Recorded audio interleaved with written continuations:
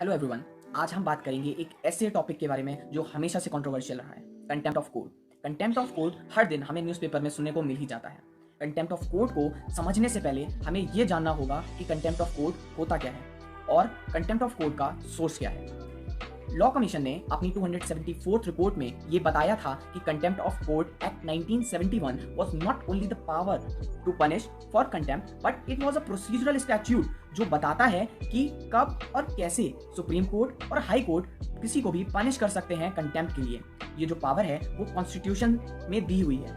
Article 129 of constitution of India में supreme court को court of record बोला गया है और सुप्रीम कोर्ट को ये पावर ग्रांट करी है कि वो किसी को भी पनिश कर सकते हैं for contempt of itself. Article 142 clause 2 enables the Supreme Court to investigate and punish any person for its contempt। Article 215 में हाई कोर्ट को कोर्ट ऑफ रिकॉर्ड बोला गया है और ग्रांट करी है पावर कि वो किसी को भी पनिश कर सकते हैं for contempt of itself. Contempt of court कहीं भी डिफाइंड नहीं है कॉन्स्टिट्यूशन में, but as per Contempt of Court Act 1971, contempt refer to the offense of showing disrespect to dignity or authority of a court।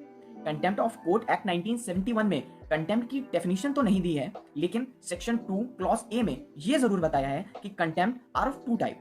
The first one is criminal contempt and the second one is civil contempt. According to section 2 clause B of Contempt of Court Act 1971, civil contempt is defined as willful disobedience of any judgment, decree, direction, order, writ or other process of a court or willful breach of undertaking given to the court। इसका simple मतलब ये है कि मान लो अगर court ने आपको order दिया है या डायरेक्शन दिया है और आप उस डायरेक्शन को नहीं मान रहे हो तो हम उसे सिविल कंटेम्प्ट ऑफ कोर्ट मानेंगे।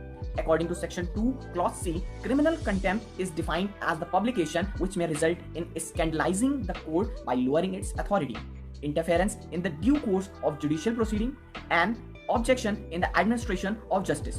इसका सिंपल मतलब ये है कि इसमें आप कोई ऐसी बात कर रहे हो बाय वर्ड्स और बाय राइटिंग या कोई ऐसा एक्शन जो कोर्ट या उसकी अथॉरिटी के ऑनर को कम कर रहा है या उसके अगेंस्ट जा रहा है या फिर कोर्ट के काम में अड़चन पैदा कर रहा है तो हम उसे क्रिमिनल कंटेम्प्ट ऑफ कोर्ट मानेंगे।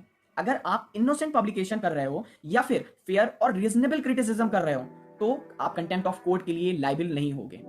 अभी तो आगे आ ही गए हैं तो इसकी पनिशमेंट की भी बात कर ही लेते हैं। सेक्शन 12 बात करता है punishment of contempt of court. Supreme court और हाई कोर्ट को ये पावर है कि वो पनिश कर सकते हैं कंटेम्प्ट ऑफ कोर्ट के लिए for maximum period of 6 month और ये जो इम्प्रिजमेंट होगी वो सिंपल इम्प्रिजमेंट होगी ना कि रिग्रेस, और या आप पे फाइन पड़ सकता है ऑफ 2000 रुपीज और विद बोथ